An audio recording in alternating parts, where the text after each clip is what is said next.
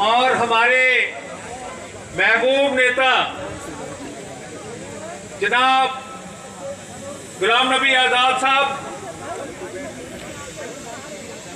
हमारे जो है दूसरे साथी जो आए हुए हैं जनाब आजाद साहब के साथ, आप सबका स्वागत है गांधी ग्लोबल फैमिली के प्लेटफॉर्म पे।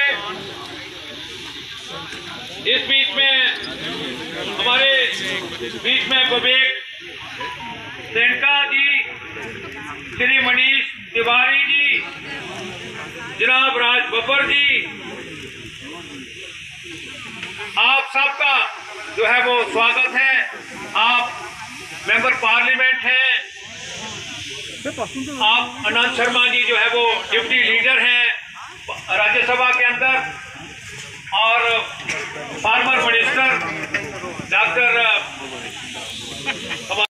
और आज हमारा यहाँ एकत्रित होने का एक ही मकसद है कि जनाब श्री गुलाम नबी आजाद साहब का हम इस्तकबाल करने के लिए आए इकट्ठे हुए। इन्होंने अपने लंबे कार्यकाल में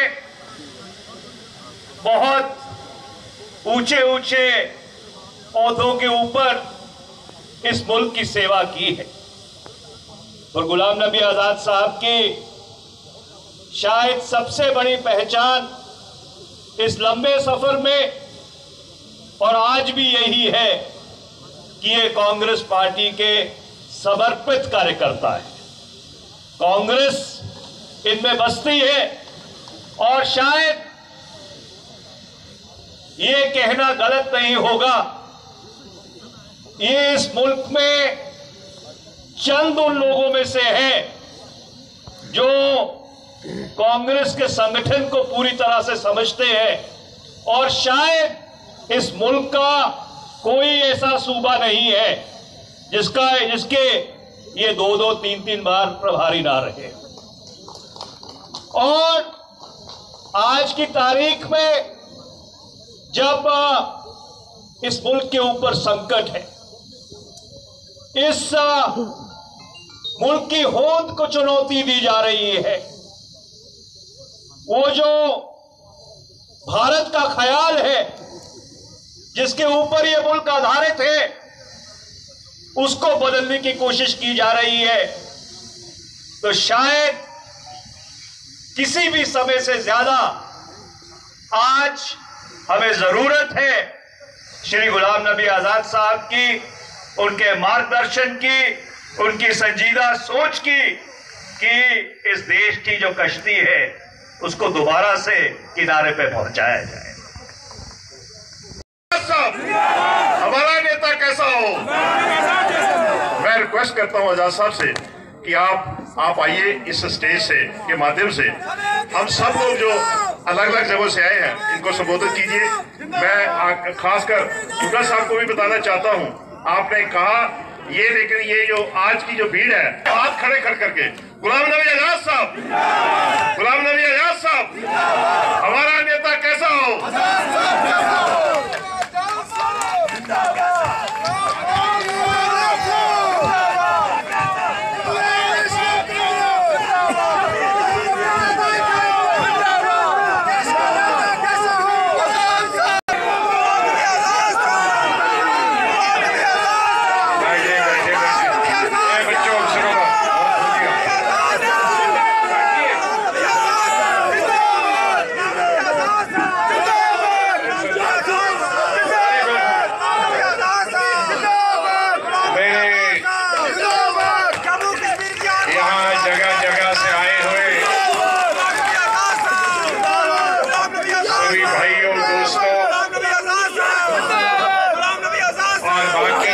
से आए हुए, हरियाणा से आए हुए, हमारे मध्य प्रदेश से मेरे साथी जिनका इंट्रोडक्शन मैंने शुरू में ही दिया, हम पार्लियामेंट में भी साथ रहे हैं। कांग्रेस पार्टी की पहचान है केवल आपकी रियासत में नहीं, हिंदुस्तान में नहीं, बल्कि दुनिया के अंदर कांग्रेस और कांग्रेस को मजबूती से ले जाने वाले मजबूत इरादों के लोग की ये क़यादत करते हैं, पहचान बनकर है। इस मंच पर आज कांग्रेस पार्टी के वरिष्ठतम नेता जनाब भूपेंद्र सिंह हुड्डा साहब, जनाब कपिल सिब्बल साहब, जनाब राज्यसभा में डिप्टी लीडर, जिनकी आवाज से सत्ता में बैठे हुए लोग भी इस बात के लिए कायल हो जाते हैं और अपने जवाब में कम से कम 4 से 5 बार उस व्यक्ति का नाम लेते हैं। आज वो मजबूत इरादों वाला नेता लीडर आनंद शर्मा यहां पर मौजूद हैं। हमारे नौजवान आवाज बहादुर साथी मनीष तिवारी साहब, भाई विवेक तनखा साहब। आपने सोचा होगा कि 2 बार मैंने मजबूत इरादों वाले नेताओं के नाम मजबूत इरादे वाले लेकर क्यों कहा। जब हम कांग्रेस की बात करते हैं तो कांग्रेस को गांधी के उस रास्ते पर ले जाने के लिए, उस वसुधैव कुटुंबकम, उस हर एक दूसरे का हाथ पकड़कर इस देश की जो हमारा संविधान है, जो हमारा आईन है, उसको बचाने के लिए अगर महात्मा गांधी ने कांग्रेस का अहद लेकर कांग्रेस एक तंजीम नहीं बल्कि हिंदुस्तान बनाया था, आज वो कांग्रेस जिसने आजादी की लड़ाई लड़ी, उस गांधी के इस मंच पर अगर हम कांग्रेस की बात ना करें तो गांधी की बात अधूरी रह जाती है। और उन्हीं इरादों के साथ में आज लोग कहते हैं G23, मैं कहता हूं गांधी 23। महात्मा गांधी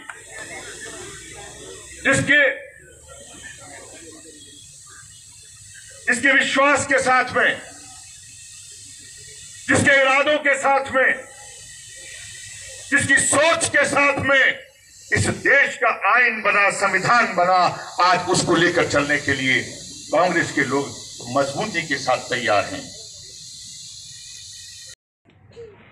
एक और डिग्री कॉलेज के लिए, निचले लेवल के लिए एडवर्टीजमेंट निकली, ऑल इंडिया निकली, तो जाहिर है यहां पढ़ाई नहीं थी। 30 साल से 31 साल से मिलिटेंसी, जो 31 साल से हिंदुस्तान की लड़ाई लड़ रहा,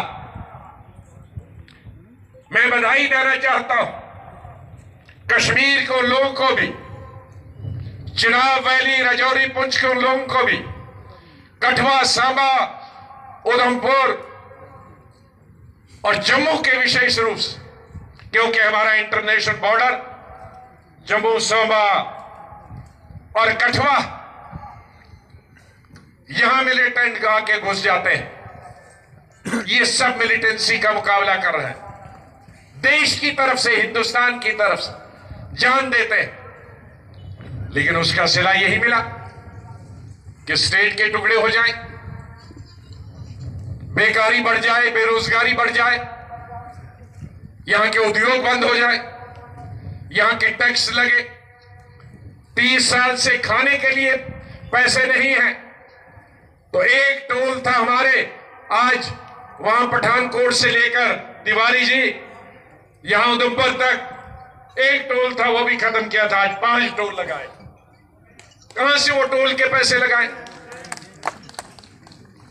पानी का टैक्स, हाउस टैक्स यहां नहीं था जम्मू और कश्मीर में, लेकिन वो टैक्स भी लगा दिया। अब कपड़े रह गए हैं तो उनके पास उसको भी खरीदने वाला कोई नहीं होगा, क्योंकि हमारे अलग कपड़े हैं, उसको देके टैक्स भरना पड़ेगा। नहीं देखा लगते हुए, सड़क की बात नहीं हुई कि सड़क बन रही है, अस्पताल का इंप्रूवमेंट है उसकी बात नहीं हो रही है, स्कूल में तालीम हासिल हो, कॉलेज में तालीम हासिल हो उसकी बात नहीं हो रही, कौन सा नया टैक्स लगाना है इसकी बात रोज होती है। कहां से लाएंगे ये टैक्स? ये लड़ाई हमने लड़नी है। इस जम्मू कश्मीर में हमारे साथी पार्लियामेंट में लड़ेंगे और हमने देश के अंदर भी लड़ाई लड़नी है कांग्रेस को मजबूत करने के लिए, क्योंकि कांग्रेस ही एक रास्ता, एक पार्टी है जिसमें सब धर्म के लोग, सब जातियों के लोग और सब प्रांतों के लोग समा सकते हैं। हमारा दिल इतना बड़ा वसी है, जहां हम जात पात के नाम पर, धर्म के नाम पर इंसाफ नहीं बांटते हैं, बल्कि जिसको जरूरत है इंसाफ मिलने की उसको इंसाफ देते हैं। वो लड़ाई हमारी पार्लियामेंट के अंदर और पार्लियामेंट के बाहर लड़ेंगे। तो 69 में जब गांधी जयंती, गांधी जी की शताब्दी मनाई जा रही थी, 100 साल उनके जन्म की, मैं एसपी कॉलेज कश्मीर में पढ़ता था और पूरे देश में गांधी स्मारक निधि जो दिल्ली में हेडक्वार्टर था, उसके द्वारा पूरे देश में 15 दिन के समारोह मनाए जा रहे थे और नॉर्दर्न इंडिया का 15 दिन का जो समारोह था, जो सेलिब्रेशन वो कश्मीर में मनाई जा रही थी। और कश्मीर से सिर्फ 2 लोग, मैं और मेरे दोस्त बशारत अहमद, जो के बाद में डायरेक्टर दूरदर्शन रिटायर हुए, हम कॉलेज की तरफ से उस समारोह में रहे, ट्रेनिंग ली, गांधी को समझा, खादी शुरू की और गांधी पर लेक्चर 15 दिन सुनने को मौका मिला। और तब से उनकी विचारधारा हमारे दिमाग में चली गई, क्योंकि स्कूल का और कॉलेज का ऐसा समय जो आपके दिमाग में चली जाएगी बात, वो मरने के बाद ही निकलती है। तो 2 चीजों से हम प्रभावित हुए थे गांधी जी, सच और अहिंसा। और उस दिन से लेकर आज तक मैंने हमेशा प्रयास बात नहीं की, उन्हें बंबई की बात नहीं की, उन्होंने दिल्ली की भी बात नहीं की। तो कोई भी दुनिया का आदमी नहीं है या लीडर नहीं है जो कश्मीर को कश्मीर के नाम से नहीं जानता या जम्मू कश्मीर को कश्मीर की स्टेट से नहीं जानता। आज हमारी वो पहचान चलेगी, आज हमें एक डिस्ट्रिक्ट का दर्जा दिया गया।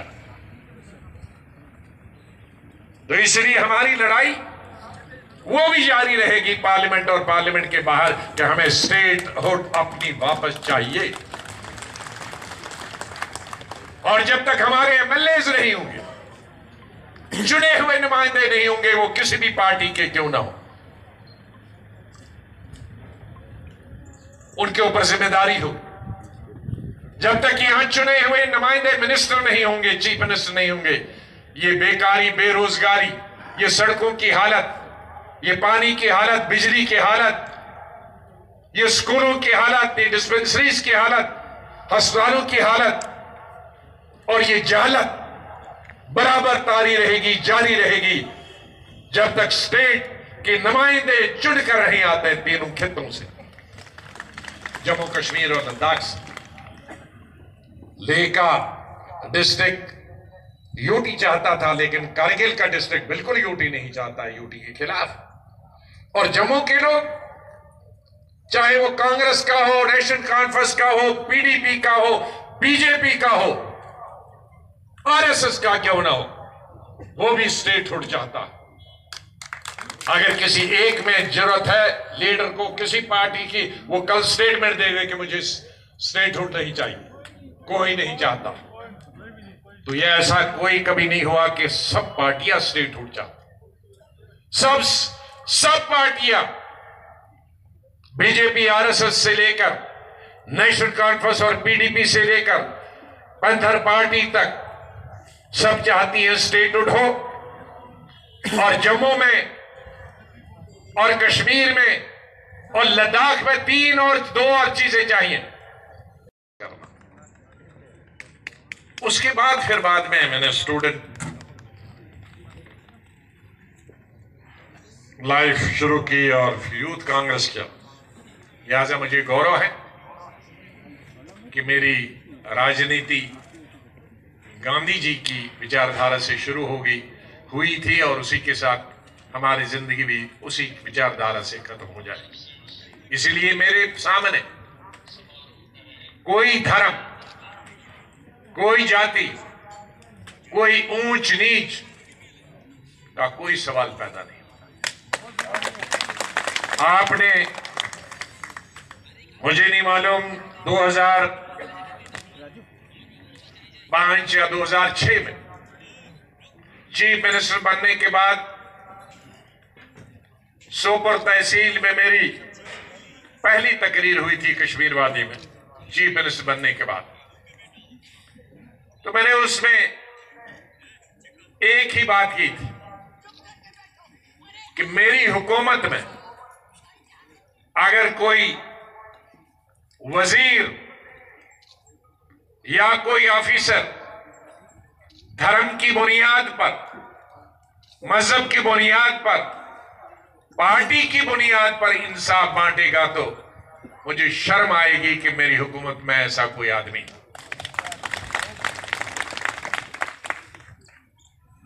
और हर मंत्रालय में जब मैं दिल्ली में रहा तो सभी सेक्रेटरीज और ऑफिसर्स को मैंने ये कहा कि लोग मेरा धर्म भी जानते हैं, मेरा नाम भी जानते हैं। वो किसी भी पार्टी का आए, हमारा कितना ही मुखालिफ पार्टी वाला लीडर नहीं आए और किसी भी धर्म का आए, उसका काम करना हमारा फर्ज। तो इसलिए मुझे खुशी है कि मेरे जीवन काल में जम्मू कश्मीर से लेकर कन्याकुमारी तक, सिक्किम से लेकर गुजरात तक, जहां मुझे संगठन में भी, पार्टी में भी, मिनिस्ट्री में भी काम करने का अवसर प्राप्त हुआ इन 40-42, बल्कि संगठन में तो 1977 से 44 वर्षों से मुझे सभी धर्मों का, सभी जातियों का, सभी इलाकों का, सभी प्रांतों के लोगों का और सभी पार्टी के नेताओं का बहुत प्यार रहा। उसके लिए मैं उनका बहुत बहुत आभार प्रकट करता हूं। साथियों, मेरे साथियों ने सब चीजें बताई हैं, मैं उनको दोबारा दोहराना नहीं चाहता। इनको सबको वापस भी जाना है, लेकिन खाना खा के जाना। और अभी लड़ाई बाकी। मेरे साथियों ने कहा कि अभी सेकंड आजादी की बात, और राजनीति में लड़ाई कभी खत्म नहीं होती। राजनीति में हम लड़ाई करते हैं बेकारी के खिलाफ, बेरोजगारी के खिलाफ, बीमारी के खिलाफ। अभी हम पूरा देश और पूरा विश्व, पूरी दुनिया 1 साल से बीमारी के खिलाफ जंग लड़ रहा है, जद्दोजहद कर रहा है, जहाद कर रहा है। लेकिन जम्मू कश्मीर में हमें कई चीजों के खिलाफ लड़ाई लड़ना। ये पहाड़ी इलाका और हिंदुस्तान के एक सिरे पर है, जहां हिंदुस्तान मुल्क खत्म। दूसरे देश के कई प्रांतों से कई गुना ज्यादा। वैसे तो बहुत सारे प्रांत हैं जो बॉर्डर से मिलते हैं। राजस्थान मिलता है, गुजरात मिलता है, नॉर्थ ईस्ट पंजाब मिलता है, लेकिन यहां दुश्मन बहुत एक्टिव है। जम्मू कश्मीर के बॉर्डर पर 1947 से लेकर और अभी तक जहां हम बैठे हैं, अभी तनाव बराबर जारी है। और कभी पाकिस्तान की तरफ से, कभी चाइना की तरफ से कई लड़ाइयां भी हुई, लेकिन नोक झोंक कभी भी चलती। इसलिए हमारी जिम्मेदारी है जम्मू कश्मीर के लोग कि हम आपस में सद्भाव रखें, आपस में मोहब्बत रखें, आपस में प्यार बांटें और साथ साथ मिलकर दुश्मन का भी मुकाबला करें। और हम दुश्मन का तभी मुकाबला कर सकते हैं जब हम इकट्ठे होंगे। अगर हम आपस में बंटे होंगे धर्म की बुनियाद पर, मजहब की बुनियाद, मैं बार बार पार्लियामेंट में कह चुका हूं सरकार को, आज की सरकार को, आप हुकूमत में आ जाओ, हमें कोई फर्क नहीं पड़ता। राजनीति में, लोकतंत्र में, जमहूरियत में हर पार्टी को हुकूमत बनाने का हक है, लेकिन सिर्फ धर्म की नाम पर नहीं। आप सबको लेके चलो, जैसे कांग्रेस ने किया। कांग्रेस आजादी हासिल नहीं करता अगर उसमें सभी धर्मों के, सभी जातियों के लोग नहीं होते। सभी धर्मों और सभी जातियों के लोग थे, सभी प्रांतों के लोग थे, बुद्धिजीवी थे, पढ़े लिखे लोग थे, डॉक्टर्स थे, प्रोफेसर थे, पत्रकार थे, किसान थे, मजदूर थे, तजारत करने वाले लोग थे। तब जाकर हिंदुस्तान को आजादी। और ये बॉर्डर एरियाज, हमने इंदिरा गांधी से यही सीखा कि जितने भी लोग बॉर्डर पे रहते हैं उनकी जितनी भी मदद करो, उनको बांटो नहीं, उनको जोड़ो, उनको इकट्ठे करो, उनकी दिल की धड़कनें समझो, क्योंकि वो दुश्मन का मुकाबला करते हैं। लेकिन आज मुझे अफसोस, पिछले 1.5 साल हम सबको बिखेर दिया, स्टेट के हिस्से हो गए, कोई टुकड़ा इधर गिरा, कोई इधर गिरा। आज हम बांटे हुए हैं अलग फिरकों में, तबकों में। बेकारी अपने उरूज पे है, बेरोजगारी अपने उरूज पे है।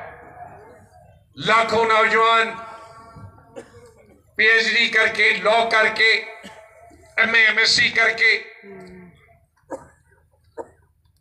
बेकार और बेरोजगार हैं। लाखों लोगों के बच्चों ने छोटी जमीन, मैं सुबह अपने साथियों को बता रहा था कि हरियाणा पंजाब की तरह जमीन नहीं है, यहां यूपी और आंध्रा और महाराष्ट्र की तरह जमीन नहीं है। यहां हमारे स्टेट सिर्फ पहाड़ और जंगल है, और जो 15-20% जमीन है उसमें हमारे गांव के हैं, शहर और सड़कें, स्कूल और बिल्डिंगें हैं। हमारे पास खेती नहीं है। गांधीनगर के आसपास आरसपुर हमें खेती है, बाकी कुछ नहीं। हमारे उद्योग नहीं, जो थे उद्योग छोटे बड़े इस जम्मू कठुआ और सामा के अंदर, और कुछ लोग हमारे नौजवान पलते थे उस वक्त, चाहे वो किसी धर्म के हो, किसी जाति के हो, लेकिन वो उद्योग भी बंद हो गए, कई परमानेंटली बंद हो गए। और आज कई सैकड़ों वर्षों के बाद हम स्टेट का हिस्सा नहीं, हमारी पहचान खत्म हो गई। कितने फख्र से हम दुनिया में जाते हैं। मेरे साथियों को मालूम है, मेरे पार्लियामेंट के अंदर बोला कि दुनिया में जितने भी राष्ट्रपति या प्रधानमंत्री हैं, उनसे अगर पूछोगे, अफ्रीका के प्राइम मिनिस्टर पूछोगे, लड़ाई महात्मा गांधी जी आज जीवित नहीं है, वो आशीर्वाद नहीं दे सकते, लेकिन उनकी सोच, उनकी विचारधारा, उनका त्याग हमारे साथ रहेगा। मैंने अपनी राजनीति गांधी जी की विचारधारा से शुरू की, क्योंकि यहां कोई इंडस्ट्री नहीं है। ये हिंदुस्तान की अगर दिल्ली से जाओगे तो आधा बिजनेस इसीलिए चलता है कि पंजाब के लोग, हरियाणा के लोग दिल्ली में बीच में से गिरते हैं, लेकिन हमारे यहां कोई नहीं आता। जिसको जम्मू कश्मीर आना है वही आएगा, बीच में से कोई जाने वाला नहीं। और 3 दफा अभी तक